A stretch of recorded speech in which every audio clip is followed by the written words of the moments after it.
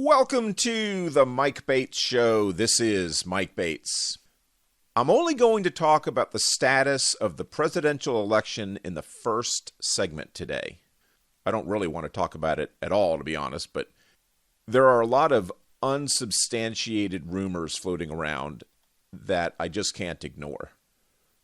There are lawsuits on legitimate claims of fraud and legitimate claims of process malfeasance by elections officials. And I wish the courts would get moving on those lawsuits so we can have some idea as to whether or not the claims can be proven.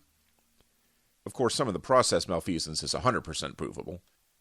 But the courts need to move on this because if the claims are true, we need to get onto the remedy sooner rather than later. And if they're not true, then Donald Trump needs to begin the peaceful transition process sooner rather than later.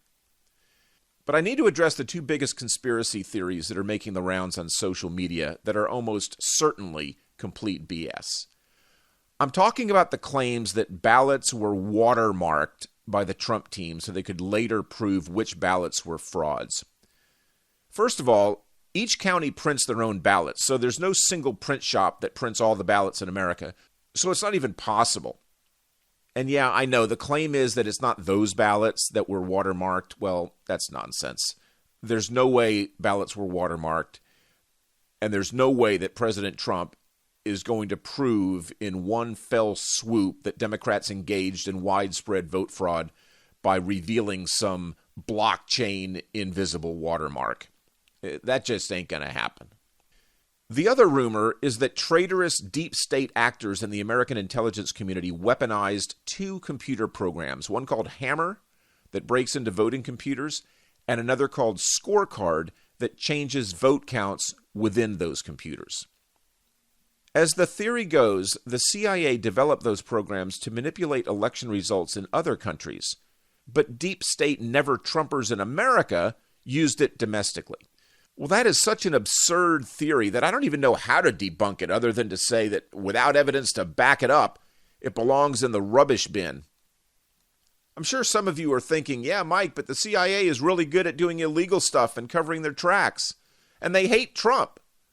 Well, that's true, but without evidence, it's the stuff of spy novels, not the real world. If you show me convincing evidence, I'll change my mind. But I base my opinions on facts, and so far, there are zero facts to support that theory. Oh, there's plenty of people claiming it. Even people I respect, like retired General Thomas McInerney, are pushing that conspiracy theory. But it seems like nonsense to me. Now, don't misunderstand. It would be great if it could be so easily proven that the election was stolen from Donald Trump, but come on, it's got to be based in reality. And the Hammer and Scorecard theory ain't reality. But even if you don't want to accept my analysis that both those theories are without merit, ask yourself this question. If either theory was true, wouldn't Donald Trump be tweeting about it and screaming about it constantly? Frankly, that's enough right there to indicate they're not true. The fact that he isn't. The thing is, there are a lot of legitimate allegations of election fraud and process malfeasance, but I'm not going to get into them at this point.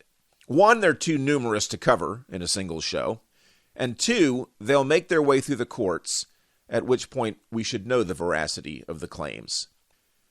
Do I think it's too soon for Joe Biden and his supporters to declare victory? Yes, I do. Election results aren't certified in any state, much less enough for Biden to reach 270 electoral college votes. But does Joe Biden think it's too soon to declare victory? Well, he used to. Listen to what he told Chris Wallace during the debate. Vice President Biden, final question for you. Will you urge your supporters to stay calm while the vote is counted, and will you pledge not to declare victory until the election is independently certified? Yes, and here's the deal. We count the ballots, as you pointed out. Some of these ballots in some states can't even be opened until Election Day. And if there's thousands of ballots, it's going to take time to do it. Once the winner is declared, after all the ballots are counted, all the votes are counted, that'll be the end of it. And do I think it's too soon for Donald Trump and his supporters to declare victory? Yes, I do.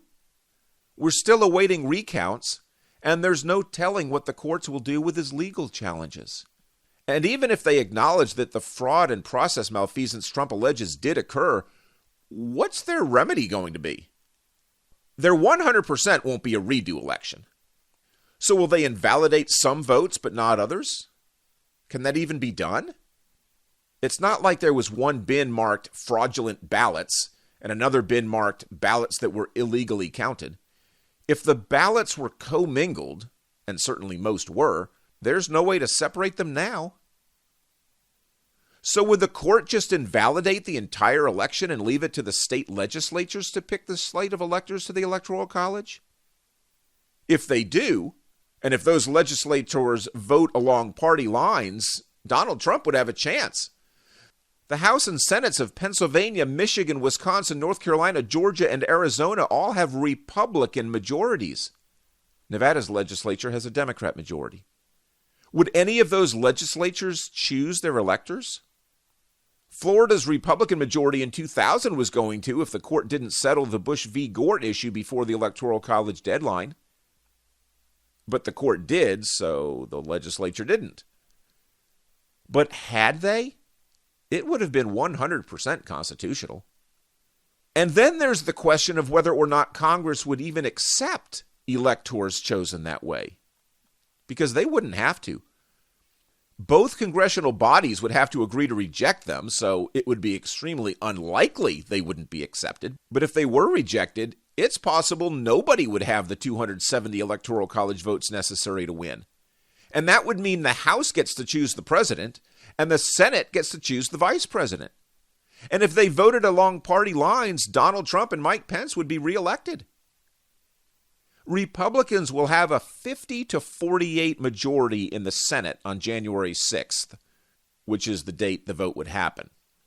And although the Democrats will have a majority in the House, that's irrelevant if they have to choose the president because not every congressman gets a vote. There wouldn't be 435 votes. There would be 46 votes. Each state delegation gets one vote. And in the new Congress that gets sworn in on January 3rd, Republicans will have a majority in 26 delegations. Democrats have majorities in 20, and 4 states are evenly split, so they wouldn't get a vote. Can you imagine what would happen if 4 states don't have any say whatsoever in who our next president will be? And as if 2020 can't get any more interesting, do you know who those 4 tied states are? Minnesota, Iowa, and, wait for it, Michigan and Pennsylvania. But all these scenarios may just be an academic refresher course on our Constitution. Because unless Donald Trump is pulling a Muhammad Ali-style rope-a-dope, and he's about to unleash a flurry of punches that deliver a knockout blow that drops the vote count to the canvas, it's only a matter of time before the referee raises Joe Biden's hand in the middle of the ring, and Joe Biden puts on the title belt. One thing is certain. This country is more politically and ideologically divided than at any time since the Civil War. But the sides aren't as geographically distinct this time around. The division is everywhere. So no matter what happens, it won't be pretty. But we'll delve into that chasm another day. Because that's all I have to say about the presidential election today. We're going to spend the rest of the show talking about something every American should agree on. Wednesday was Veterans Day. And something very special happened in Pensacola that day. I'll tell you what it was when the Mike Bates Show continues.